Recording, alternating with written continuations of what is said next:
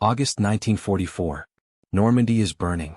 Thousands of Allied soldiers have died to break Hitler's Atlantic Wall, and now the entire German 7th Army stands trapped in a pocket near the French town of Falaise.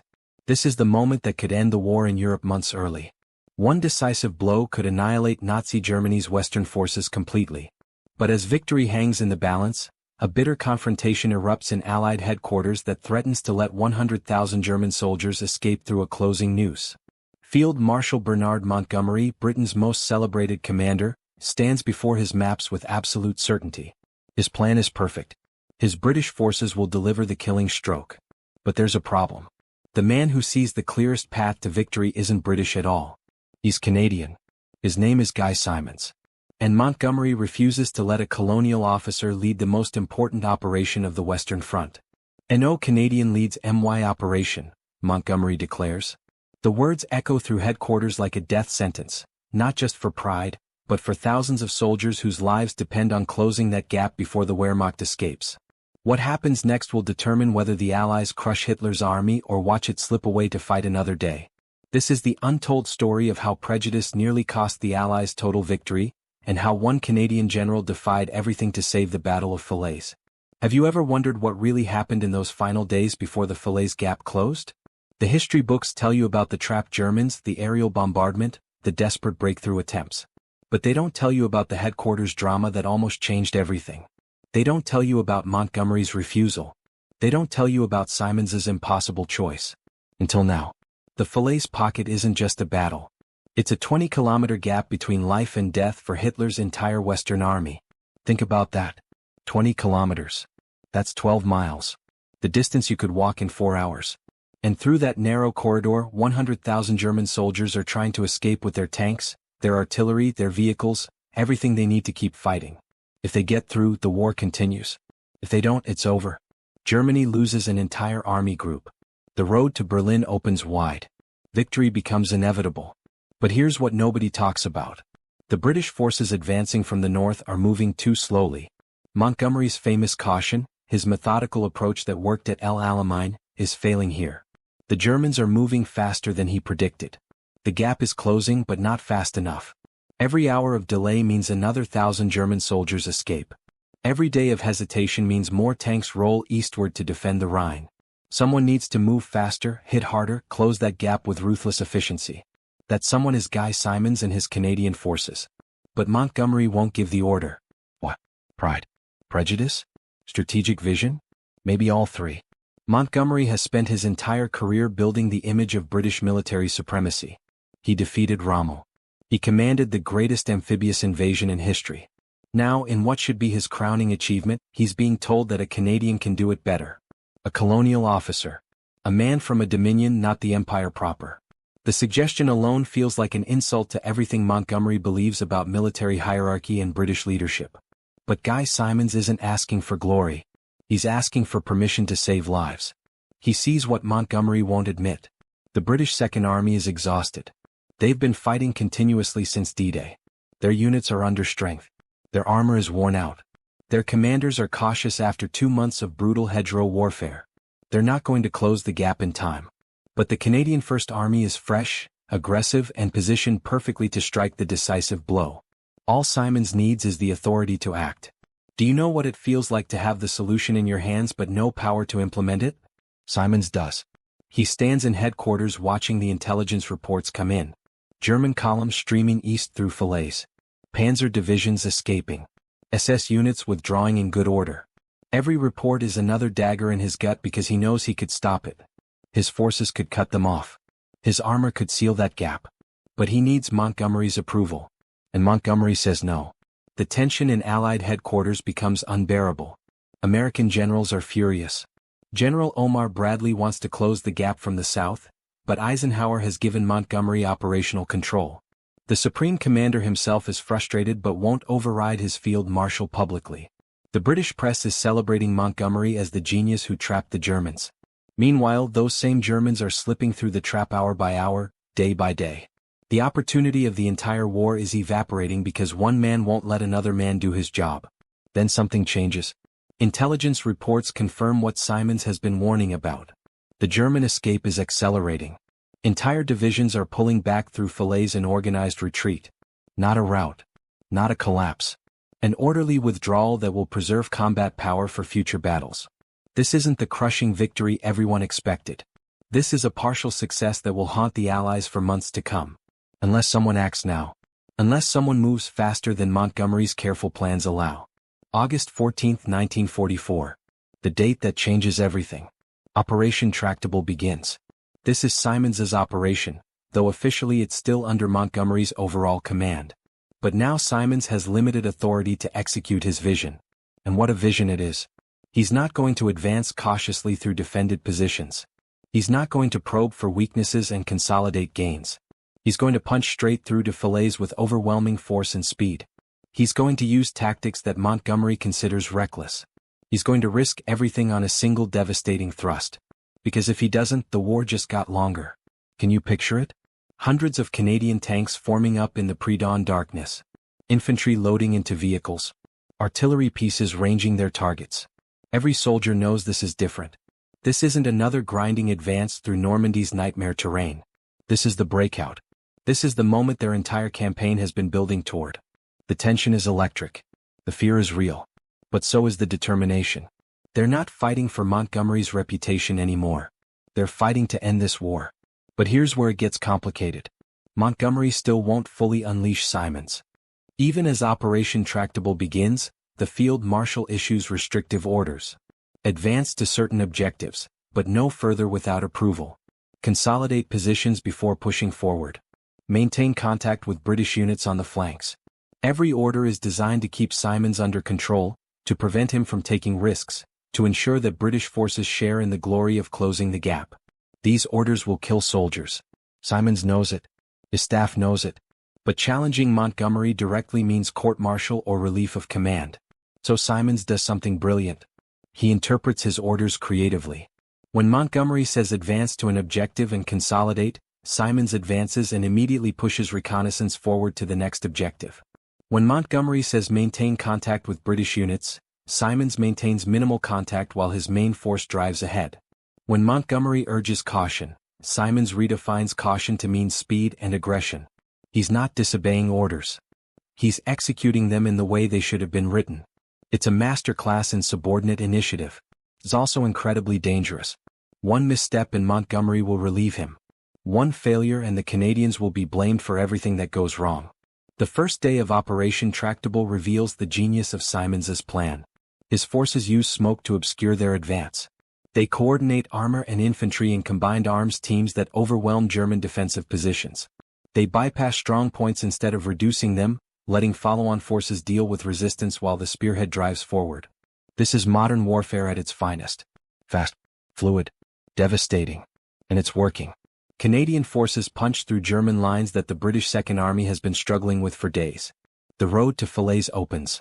But Montgomery is not pleased. Reports reaching his headquarters describe Canadian units advancing beyond their objectives. Risk-taking that violates his careful plans. Simonds operating with what looks like independent authority.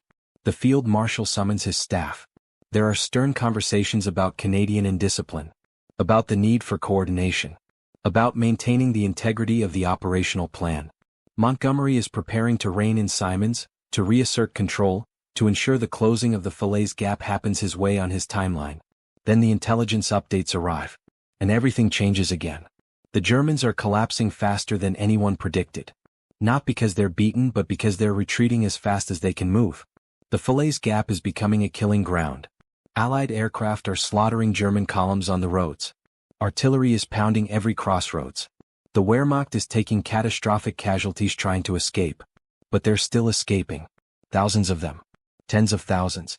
Because the gap is still open. Because no Allied force has physically blocked the road between Falaise and Argentan. Because Simonds hasn't reached his final objective yet. August 16th. The race against time reaches its climax.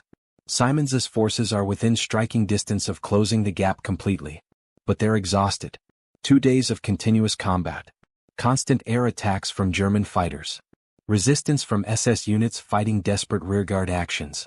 The Canadians have taken significant casualties. Some units are down to half strength. Tanks are breaking down. Ammunition is running low.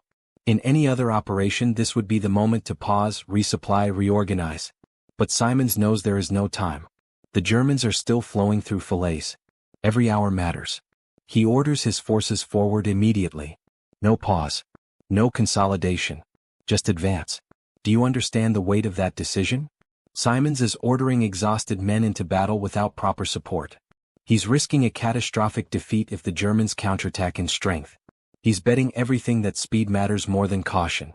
If he's right, he saves thousands of Allied lives and ends the Normandy campaign victoriously. If he's wrong, he destroys the Canadian First Army and hands Montgomery all the ammunition needed to prove that colonials cannot handle independent command. This is the moment that defines his entire career. This is the choice that will either vindicate him or ruin him. The Canadian armor drives through the night. Tank commanders standing in their turrets, straining to see through darkness and smoke. Infantry clinging to the hulls, weapons ready. Artillery fire crashing down ahead of them as supporting guns try to suppress German positions. It's chaos. It's terrifying. It's exactly what Simonds planned. Because in chaos, speed wins. In confusion, aggression breaks through. And the Canadians are moving faster than the Germans can react. They hit the German rearguards at dawn on August 17th. The fighting is brutal. SS Panzer Grenadiers defending every farmhouse. Tiger tanks positioned hull down behind embankments. German 88mm guns turning Canadian armor into funeral pyres. This is not the rout everyone expected. This is professional soldiers fighting for their lives and the lives of their comrades trapped in the pocket. The Germans know if they break, everyone behind them dies. So they don't break. They fight with desperate courage. And they die where they stand. Canadian infantry dismount under fire and assault German positions with grenades and submachine guns. Tank destroyers duel with German armor at point-blank range. Engineers clear obstacles under machine gun fire. The advance becomes a grinding battle of attrition. Exactly what Simonds was trying to avoid. Exactly what Montgomery would have predicted. And back at headquarters, the field marshal is receiving reports that validate all his concerns. The Canadians are stuck. They're taking heavy casualties. The operation is failing. Montgomery prepares to issue new orders bringing the Canadians back under tight control. But Simonds sees something Montgomery doesn't. The German resistance is fierce but thin. There are strong points but there's no depth. The Wehrmacht is using every available soldier to hold the line because everyone behind them is evacuating. Break through at any single point and the entire German position collapses. So Simonds does what Montgomery never would. He stops trying to reduce German positions and starts looking for gaps. He pulls his armor back from the heaviest fighting and redirects it to a lightly defended sector 2 kilometers south. No preparation. No artillery barrage. Just tanks and infantry pouring through a weakness before the Germans realize it exists. The breakthrough happens at noon. One moment the Canadians are locked in grinding combat. The next moment they're through the German lines and driving into open country. Simonds has done it. His forces are behind the German rear guard, cutting the main escape route, threatening to trap everyone still in the Falaise Pocket. It's the decisive moment of the entire battle. The moment when German retreat becomes German disaster. And Simonds achieved it by ignoring Montgomery's methods and fighting his own way.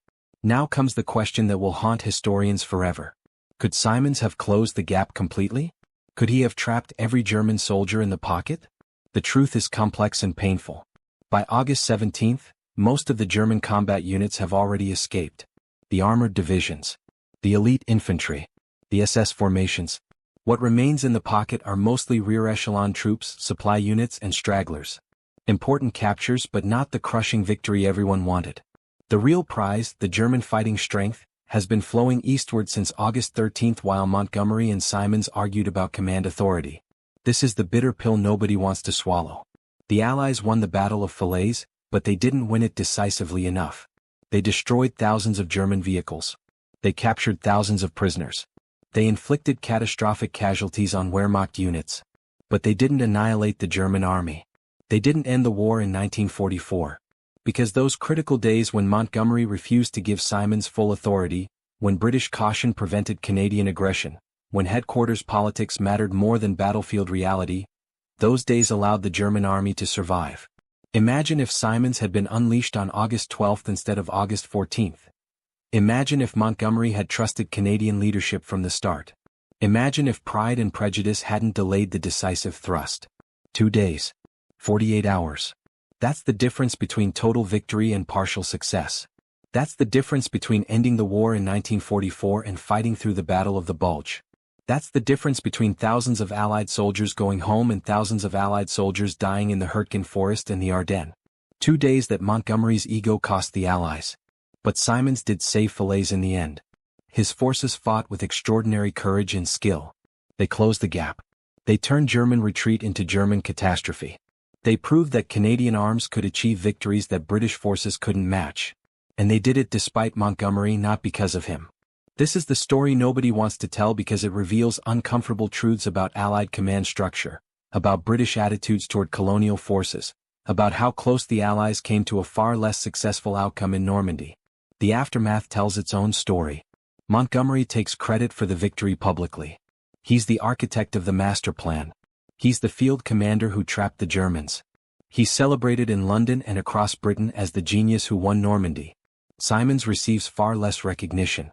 The Canadian contribution is acknowledged but downplayed. The British press emphasizes British achievements. American newspapers focus on American forces to the south. The truth about headquarters conflict, about Montgomery's refusal, about Simonds saving the operation. That truth gets buried in official reports and classified documents. Guy Simonds never publicly criticized Montgomery. He followed proper military protocol. He wrote his reports, he submitted his assessments, and he let the battle results speak for themselves. But people who knew him, officers who served with him, they understood what had happened. They'd watched him fight 2 battles simultaneously, one against the Germans in front of him and another against Montgomery behind him. They'd seen him navigate impossible politics while commanding troops in combat. They'd witnessed a masterclass in how subordinate commanders sometimes have to save operations despite their superiors, not because of them. The lessons of Falaise echo through military history. They're about more than tactics and strategy. They're about leadership and trust. They're about when to follow orders and when to interpret orders creatively. They're about how prejudice and pride can cost lives on the battlefield. Montgomery was a great commander in many ways. His methodical approach worked brilliantly at El Alamein. His planning made D-Day successful. But at Falaise, his greatest weakness showed clearly. He couldn't accept that someone else might see a better path to victory, especially if that someone was from a dominion, not the mother country. Simonds represents something different. He's the modern military professional who understands warfare is changing. Speed matters more than caution. Initiative matters more than obedience. Results matter more than protocol. He sees that the old British military hierarchy, with its rigid class distinctions and colonial attitudes, is becoming obsolete. World War II is proving that soldiers from Canada, Australia, India, New Zealand, they're just as capable as soldiers from Britain. Sometimes more capable because they're not bound by outdated traditions. Simonds embodies that future. Montgomery represents the past. And at Falaise, the future prevailed despite the past's best efforts to prevent it. Think about the soldiers on the ground during this operation. Canadian infantry advancing under fire, knowing their commander is fighting both the enemy and his own superior officers. Tank crews driving into German positions, trusting that Simonds's aggressive tactics will bring victory, not suicide. Artillery crews firing support missions, working overtime to compensate for the delays that politics created. These men didn't know about headquarters drama. They didn't know Montgomery had said no Canadian would lead the operation. They just fought and died and trusted their commander to use their sacrifice wisely. Simonds honored that trust. Montgomery nearly betrayed it. The German perspective adds another layer to this story. Wehrmacht commanders watching Allied forces approach the Falaise Gap didn't see political dysfunction. They saw an opportunity. Every day the Allies delayed was another day to evacuate troops and equipment. Every hour of cautious advance was another hour to organize rearguard defenses. German staff officers couldn't believe their luck when the Allied advance slowed on August 12th and 13th. They'd expected overwhelming assault. They'd prepared for disaster. Instead they got a reprieve that saved tens of thousands of German soldiers. Not because German defenses were brilliant, but because Allied command was dysfunctional. Field Marshal Walter Model, commanding German forces in Normandy, wrote after the war about his surprise at Allied caution during the Falaise operation. He'd expected the trap to close by August 14th at the latest.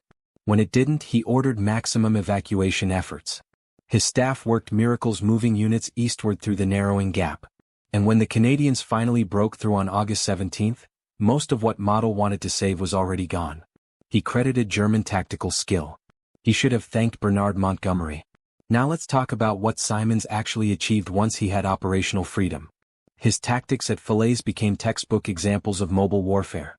He used armor as a breakthrough weapon, not as infantry support. He bypassed strong points instead of reducing them. He maintained momentum even when his forces were exhausted. He integrated air support seamlessly with ground operations. He adapted to changing battlefield conditions in real time. Everything Montgomery should have been doing but wasn't. Everything the British military establishment said colonials couldn't do but Simonds proved they could. The combat performance of Canadian forces during Operation Tractable deserves its own recognition. These weren't elite veteran units. They were citizen soldiers from farms and cities across Canada. Many had never seen combat before Normandy. They'd been trained in defensive warfare, not aggressive breakthrough operations. Yet they performed brilliantly when Simonds demanded speed and aggression. They adapted to his tactics. They followed his lead. They proved that with proper command, ordinary soldiers accomplish extraordinary things. The Canadian First Army's achievement at Falaise wasn't about superior equipment or numbers. It was about superior leadership and the courage to follow that leadership into hell. The artillery support Simonds coordinated shows another dimension of his skill. Canadian artillery units fired some of the heaviest bombardments of the entire Normandy campaign during Tractable. Not wasteful area bombardment like Montgomery favored. Precise, targeted fire that suppressed German positions just long enough for armor to push through. Then immediate shifting of fire to the next objective. Rapid, efficient, devastating. British artillery officers studied Simonds's fire plans after the battle and incorporated his techniques into doctrine. The colonial had taught the mother country how to use artillery in modern warfare. Canadian engineering units played a crucial role that historians often overlook. Every bridge destroyed by retreating Germans had to be replaced. Every crater and obstacle had to be cleared. Every minefield had to be breached. And it all had to happen at the speed Simonds demanded. Canadian engineers worked under fire, took heavy casualties and kept the advance moving. When armor needed a bridge, engineers built it. When infantry needed a path through obstacles, engineers cleared it. The speed of Operation Tractable depended on these unsung heroes doing impossible jobs in impossible time. Simonds understood that. He positioned engineering assets forward and gave them authority to make decisions without waiting for approval. Another innovative technique that Montgomery would never have authorized. Medical services faced their own crisis during the rapid advance. Wounded soldiers needed evacuation, but the front line was moving too fast for traditional casualty collection. Simonds authorized medical units to advance with combat formations, treating wounded at the front and evacuating them directly to rear area hospitals without intermediate stops. Dangerous for medical personnel? Absolutely. Effective at saving lives? Completely. Canadian medical units saved soldiers who would have died under Montgomery's slower advance timeline. When you're bleeding out from a wound, 30 minutes versus 3 hours makes the difference between life and death. Simonds' speed saved lives in ways that never appear in after-action reports. The air support coordination during Tractable represents another breakthrough. Simonds worked directly with RAF and RCAF commanders to position forward air controllers with his lead units. Tank commanders could call in air strikes within minutes. Infantry could get aerial reconnaissance of positions ahead. German counterattacks got hit by fighter bombers before they could develop. This level of air-ground integration was revolutionary for 1944. Montgomery had air support, but it was coordinated at higher levels with longer response times. Simonds put air power in the hands of battalion commanders and trusted them to use it wisely. It worked spectacularly. German forces reported feeling like they were fighting under a microscope, with Allied aircraft responding instantly to every movement. Now consider the intelligence picture. Simonds had access to ultra-decrypts that revealed German intentions and movements. He knew the Germans were trying to escape. He knew where their units were concentrated. He knew which routes they were using. Montgomery had the same intelligence but interpreted it conservatively. He saw German strength where Simonds saw German desperation. He saw risks where Simonds saw opportunities. Same information, completely different operational decisions. This reveals something fundamental about command. Intelligence doesn't win battles. The interpretation of intelligence and the courage to act on that interpretation wins battles. Simonds had that courage. Montgomery didn't. The German units facing Simonds at Falaise weren't pushovers. These were experienced Wehrmacht and SS formations that had been fighting continuously since D-Day. They knew how to conduct defensive operations. They knew how to trade space for time. They knew how to make the Allies pay in blood for every kilometer. And they were fighting for survival with the desperation that brings. Yet Simonds's forces broke through in 3 days what should have taken 2 weeks. Oh, superior tactics? Partly. Superior courage? Absolutely. But also because Simonds demanded initiative at every level. He told his subordinate commanders to exploit opportunities without waiting for orders. He told them to take risks. He told them that speed mattered more than safety. And they responded with aggressive battlefield leadership that overwhelmed German defenses. The cost in Canadian casualties was significant. Hundreds killed. Thousands wounded. Simonds paid in blood for the speed he demanded. Critics said he was reckless. That he spent lives unnecessarily. That a more cautious approach would have achieved the same results with fewer casualties. But those critics ignore the counterfactual. How many more casualties would the Allies have taken if the Falaise Gap had stayed open longer? How many soldiers would have died in subsequent battles if German forces had escaped intact? Simonds was fighting for more than just Falaise. He was fighting to shorten the war. And sometimes shortening a war requires accepting higher casualties today to prevent even higher casualties tomorrow. It's brutal mathematics. It's commander's burden. And Simonds bore it with full understanding of what he was asking his soldiers to do. The moment when Canadian forces physically closed the Falaise Gap deserves detailed attention. It happened on August 19 when Polish Armored Division under Canadian command linked up with American forces near Chambois. The gap was sealed. Germans trapped inside the pocket were now completely surrounded. But this moment was bittersweet because by then so many German units had already escaped. The victory was real. The Allied achievement was significant. But the truly decisive victory, the complete annihilation that Eisenhower wanted, hadn't happened. And everyone knew whose fault that was. Montgomery's caution and prejudice had given the Germans time to escape. Simonds's eventual success couldn't compensate for those lost days.